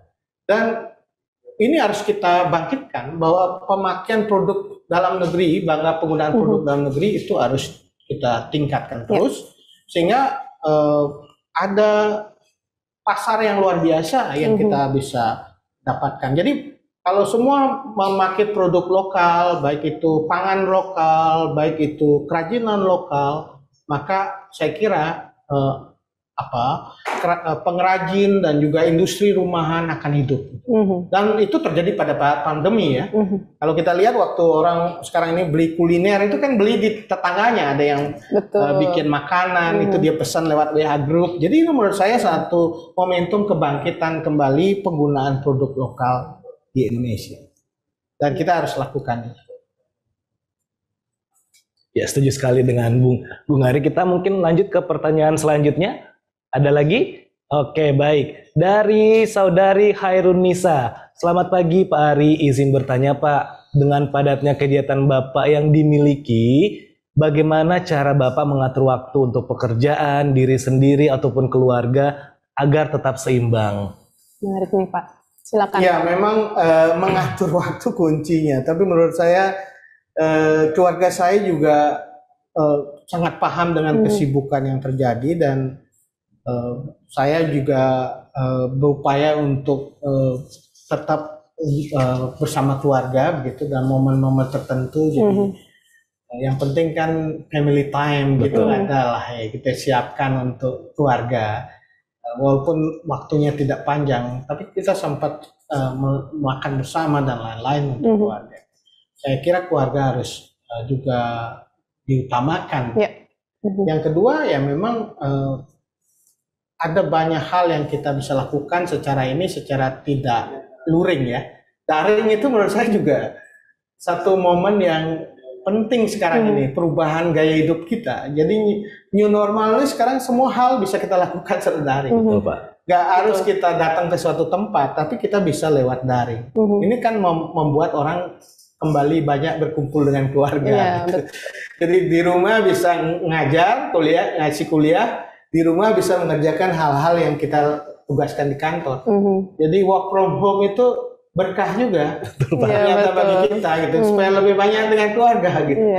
Dan sekarang di Amerika katanya juga banyak orang mau shifting dari dulu dia kerja di office gitu, sekarang work from office, maunya kerja work from home. Karena nikmat selama 2 tahun ini work from home gitu. Bisa ketemu keluarga, bisa melakukan banyak hal secara bersamaan. Tetap bisa bekerja begitu ya Pak ya. Gitu.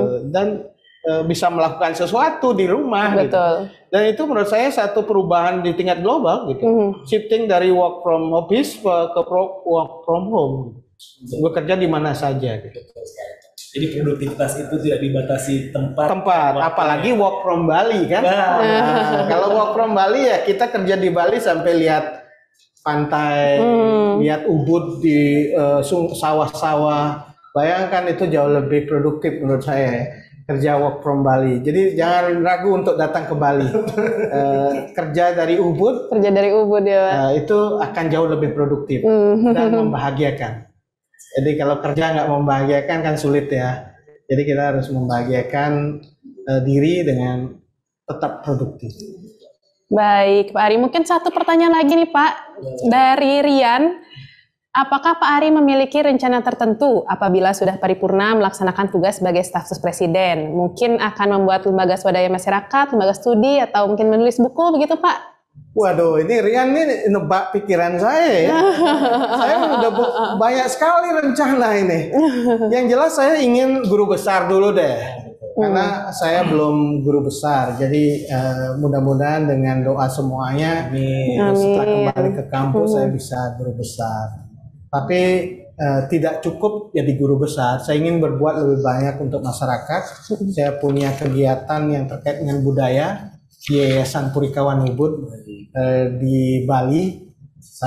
Yayasan saya bergerak di bidang kebudayaan, terutama menggunakan pendekatan keluarga. Karena menurut saya keluarga di Indonesia bahkan di Bali itu memiliki warisan yang luar biasa dari sisi budaya. Pemajuan kebudayaan itu tidak hanya melalui desa adat, melalui masyarakat, tapi juga melalui keluarga.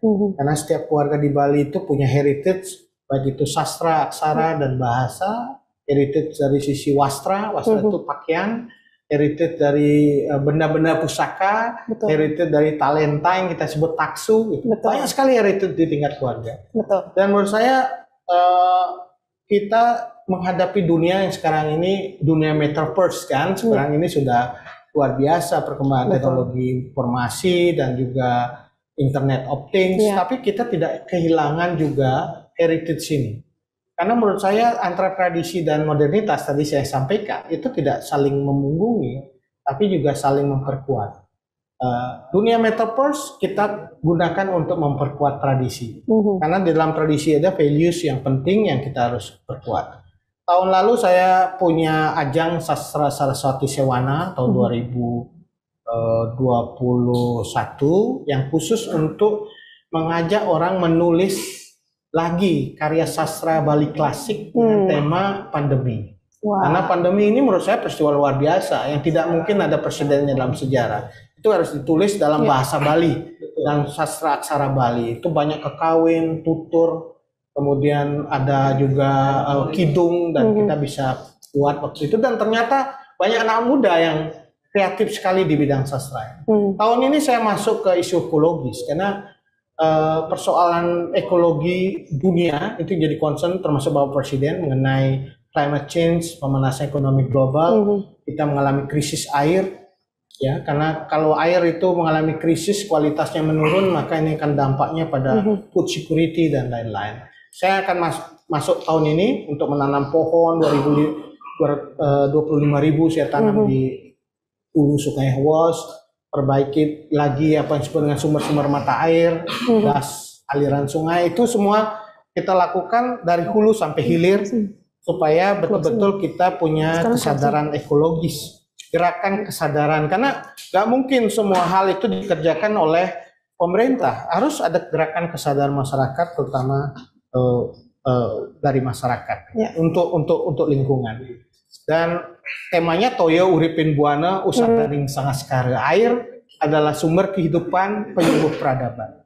Jadi teman-teman di berbagai daerah di Indonesia, saya kira kita harus bangun gerakan kesadaran untuk konservasi air. Tapi dari hulu itu ada gunung, danau, hutan, sumber mata air sampai hilir, yaitu di laut.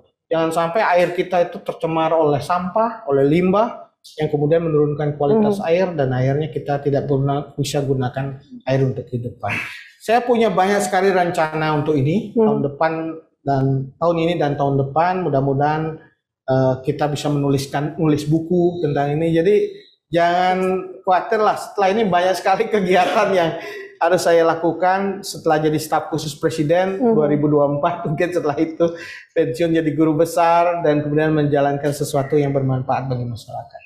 Wow, sangat inspiratif sekali ya hari ini kita, Mas Wira. Betul-betul banyak banget hal-hal positif yang bisa kita pelajari dari Pak Ari.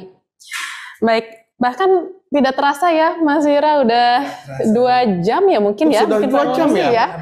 Atau berapa ya? Saya kira baru 1 jam.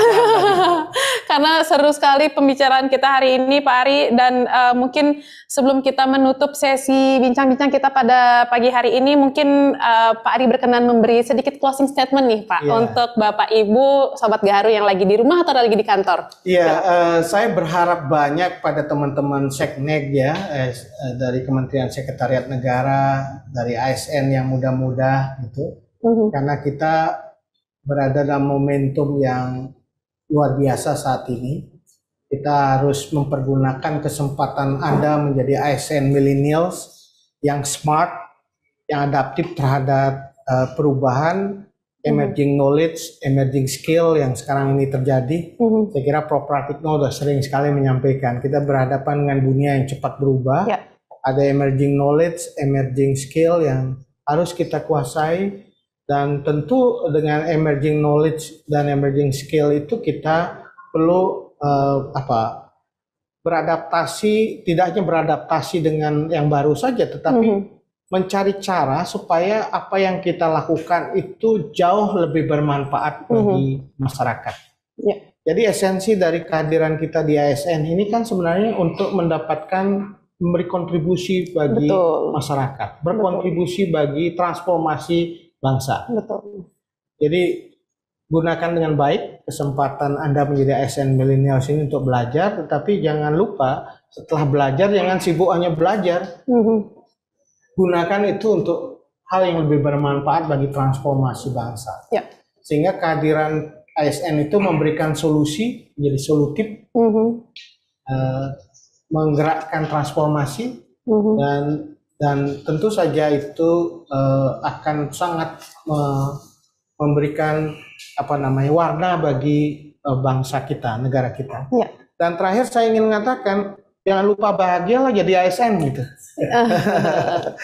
Jadi ASN itu gak identik dengan kaku, rutin, sekat-sekat, apalagi kubikel, hidupnya gak bahagia, banyak kredit gitu. Tapi menjadikan kegiatan kita mengabdikan diri pada pemerintahan ini sebagai satu momentum untuk juga bekerja keras, tapi juga tidak kehilangan kebahagiaan. Seperti podcast hari inilah, kita buat sesuatu yang bermanfaat, tetapi juga menyenangkan. Gitu.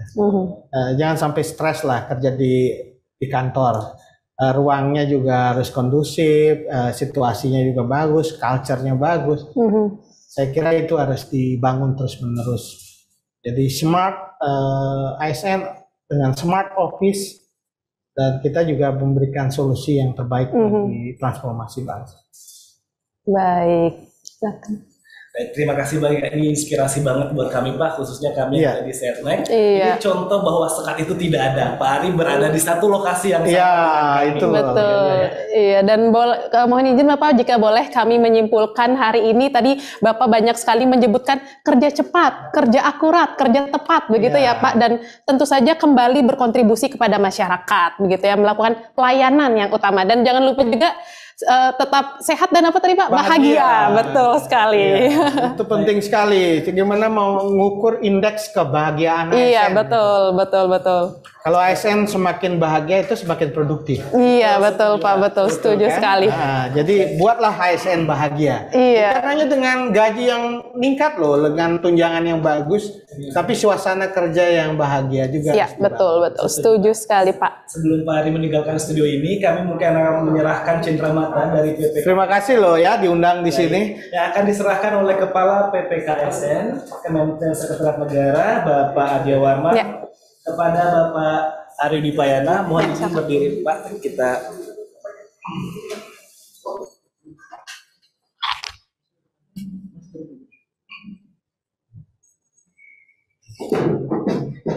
waduh, terima kasih.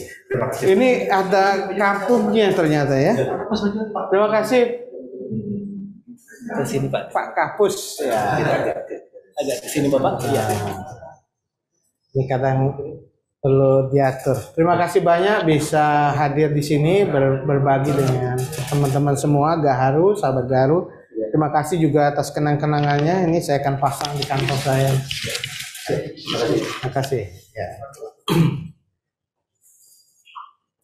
Baik, sekali lagi kami ucapkan terima kasih banyak. Terima kasih Pak.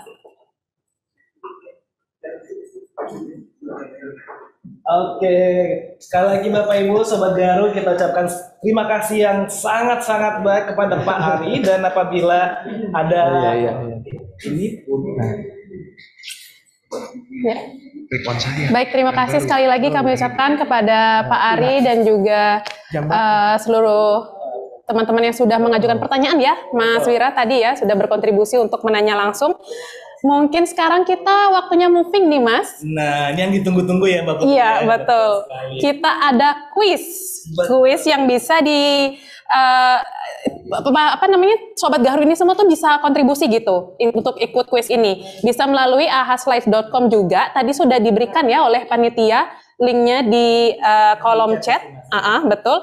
Dan tentu aja Mas Wira, ada 5 orang pemenang nih yang berhak mendapatkan hadiah menarik dari PPKSN Kemensetnek. Jadi bagi Sobat Gaharu yang paling cepat dan benar dalam menjawab pertanyaan nanti bakal dapat hadiah menarik nih dari panitia. Baik, apakah sudah, ternyata sudah 88 orang ya ini? Apa 35 players? Oke. Kita menunggu mungkin sampai berapa ya? 100 mungkin ya. Kita menunggu para Sobat Gaharu untuk join nih ke kuis yang sudah disiapkan oleh panitia. Tentu buat Sobat Gaharu yang sudah menyimak dari awal sampai akhir pasti bakal gampang banget ya Mas Wira buat jawabnya. Betul. Nih sekali lagi kita mengundang nih untuk join Zoom, join quiz. Jangan lupa untuk join aja sekarang. Kita masih menunggu sampai minimal 100 kali ya baru kita mulai. Kita Biar masih makin melihat seru nih. bermunculan nama-namanya dan kita kenal nggak ya kira-kira ya? Banyak sekali Mas ya, itu. Sampai nggak kebaca di sini. Iya betul. Sambil menunggu kita ingatkan nih untuk teman-teman Sobat Gaharu, jangan lupa tetap memfollow akun sosial PPKSN Kementerian Sekretariat Negara, ada di Instagram di ppksn.kemensetnek dan YouTube di Pusdiklat Kemensetnek. Jangan lupa ya. Betul. Apalagi sekarang Instagramnya PPKSN udah verified loh Mas. Wow, centang biru ya, makanya. Jadi jangan sampai kelewatan untuk follow akun Instagram dan subscribe akun YouTube-nya juga. Pastinya. Ini kita udah lihat semakin banyak yang bergabung. Bagaimana kita mulai saja? Oke, kita mulai dari hitungan kita mulai ya. 3, 2, 1. Silahkan. Ayo, silahkan ditanya pertanyaan-pertanyaannya. Wah, ini pertanyaan yang akan Di manakah Bapak Ari Dwipayana dilahirkan? Pertanyaan yang dari awal sudah kita sebutkan semua ya, Mbak terus Putri ya. ini, iya. Baik, silakan untuk Sobat Gaharu menjawab. Jangan lupa hadiahnya sangat menarik loh ini. Yang mana kira-kira yang betul ini jawabannya? Sayangnya kita nggak bisa ikut ya Mbak Putri. Iya, padahal pengen banget gak sih Mas? Oke. Wow, ternyata banyak banget yang benar. Betul. Ya. Walaupun masih ada yang salah dikit-dikit ya, nggak apa-apa ya. Kita kejar di pertanyaan berikutnya. Ini bukti bahwa Sobat Gaharu tuh stay tune banget ya. Betul. Lanjut. Kapankah Bapak Ari Dwipayana diamanatkan menjadi staf sus Menteri Sekretaris Negara? Tadi kita sudah sebutkan dengan jelas tanggal, bulan, dan tahunnya.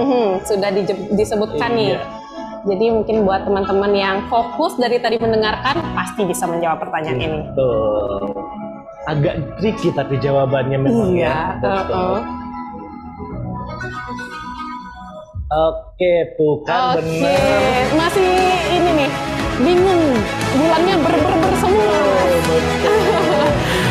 Jawaban yang benarnya mau disebutkan. Jawaban yang benarnya adalah 1 Desember 2014. Betul, iya. Oke. Pertanyaan berikutnya. Apakah jabatan Bapak Ari Dwipayana saat ini? Waduh. Tadi di layar tuh selalu ada Mas terpampang. Ini sudah bisa ditebak pasti nih. Iya. Jangan sampai salah ya rekan-rekan, dan jangan sampai salah untuk jangan sampai kelewatan untuk mendapatkan hadiah menarik. Oke, dan mari kita lihat jawabannya. Luar biasa. Baik, selamat kepada teman-teman semuanya. 120 orang loh yang betul. Pertanyaan selanjutnya. Apakah kepanjangan AAGN pada nama lengkap Bapak Ari Dwipayana?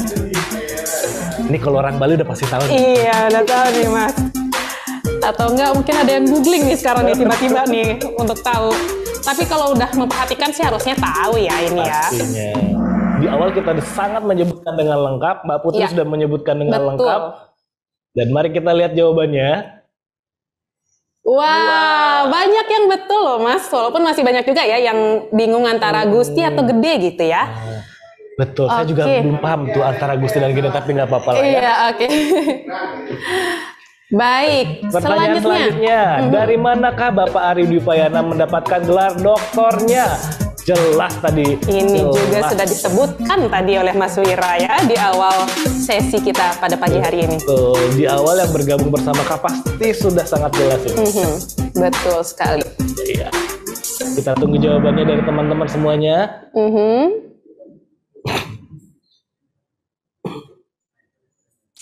Dan luar biasa. 123 orang menjawab dengan betul Universitas Gajah Mada. Betul, jadi Pak Ari Dwipayana dari sarjana, master sampai doktor ditempuh di Universitas Gajah Mada Yogyakarta.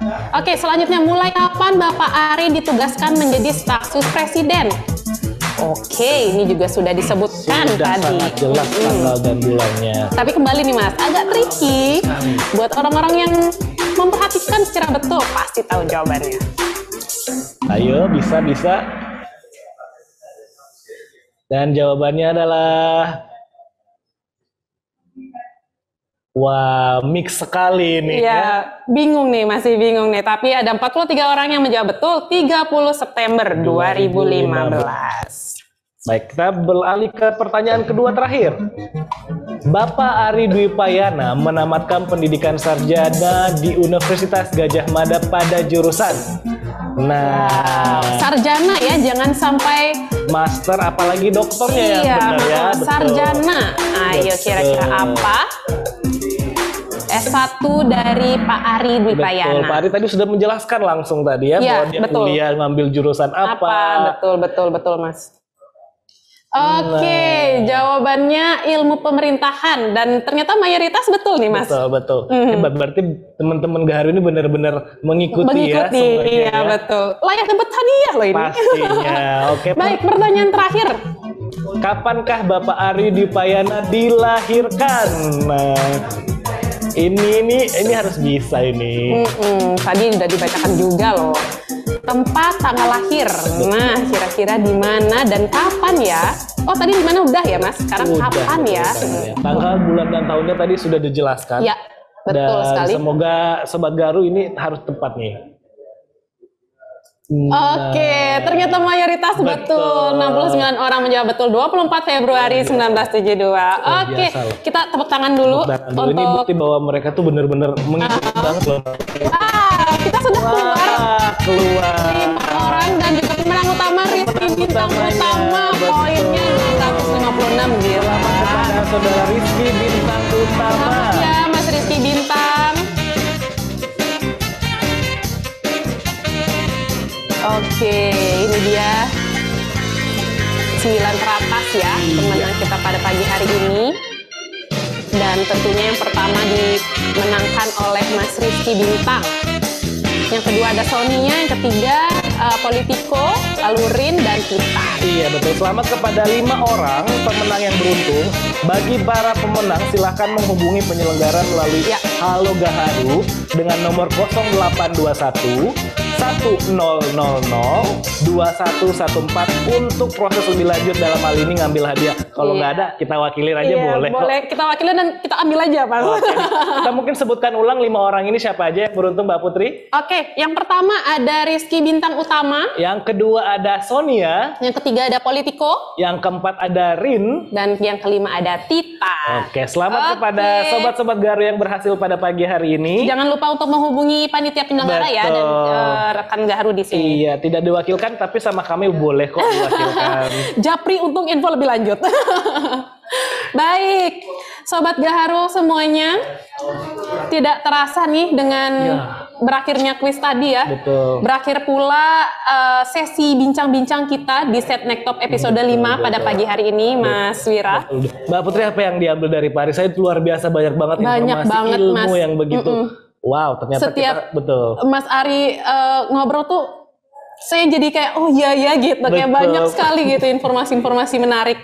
Sangat positif gitu yang kita dapat pelajari. Inspiratif sekali ya pastinya. Inspiratif sekali betulnya. Baik, rekan-rekan mungkin ya, kita ingatkan kepada Sobat Gaharu mungkin ya bahwa tautan POM, evaluasi dan presensi kehadiran ini ada di kolom chat sebelah sini semua. Betul silahkan diakses untuk mendapatkan sertifikat pada kegiatan hari ini. Betul sekali. Sertifikat elektronik hanya bisa dikeluarkan jika mengisi form evaluasi dan juga form presensi. Betul sekali. Dan tak juga kami lupa mengingatkan bagi Sobat Gaharu untuk tetap menjaga kesehatan dimanapun Sobat Gaharu berada. Dan jangan lupa untuk pantau terus nih acara-acara PPKSN Kemensetnek. Tadi ada Instagramnya, ada YouTube-nya.